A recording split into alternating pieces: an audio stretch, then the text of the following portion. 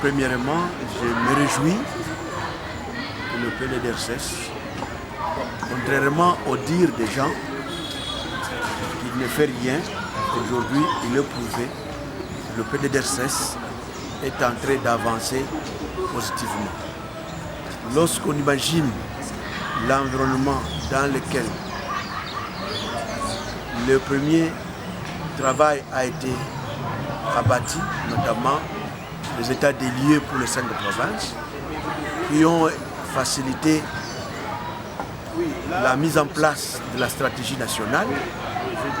De la stratégie nationale, nous sommes arrivés à la mise en chantier des plans opérationnels. Aujourd'hui, la coordination nationale a son propre plan opérationnel. Chaque province prioritaire a son plan opérationnel. Ce qui nous reste aujourd'hui, c'est commencer à mettre en œuvre normalement tout ce que nous nous sommes dit, tout ce que nous avons accouché, tout ce que nous avons prévu en termes des états des lieux, en termes de recommandations de la stratégie nationale, des plans opérationnels. Et donc pour moi, c'est une grande satisfaction. Pour moi, c'est une évolution. Pour moi, c'est une clé pour se mettre sur la table avec nos partenaires, que ce soit le gouvernement, que ce soit les différents bailleurs et autres partenaires, pour leur dire, voilà le PDDRCS. Si vous allez à la télé-province, nous ne voulons plus que vous nous ameniez vos projets. Nous avons déjà tout fait avec l'appui de partenaires que nous avons.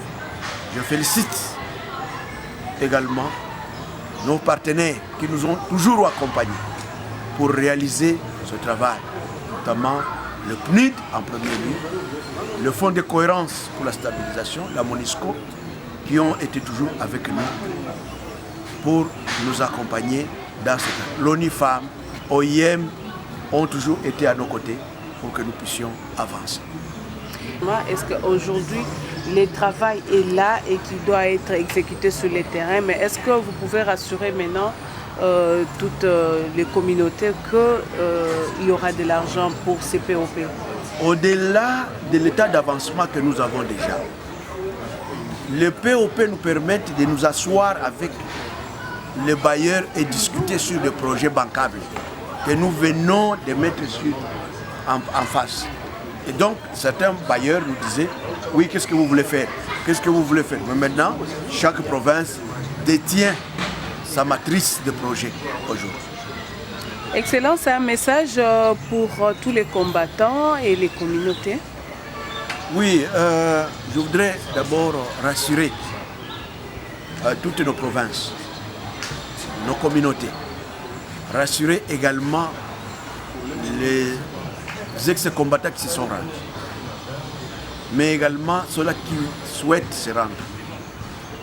Le PDDRCS évolue, est en train d'avancer et nous allons maintenant nous mettre au travail et beaucoup de choses vont marcher avec l'appui de notre Dieu, mais surtout avec la détermination de notre président de la République, son Excellence Félix Antoine Tshisekedi Tshilombo. En dépit de plusieurs questions de contingence, mais nous sommes en train d'évoluer chaque jour. Nous vous remercions. Merci, madame.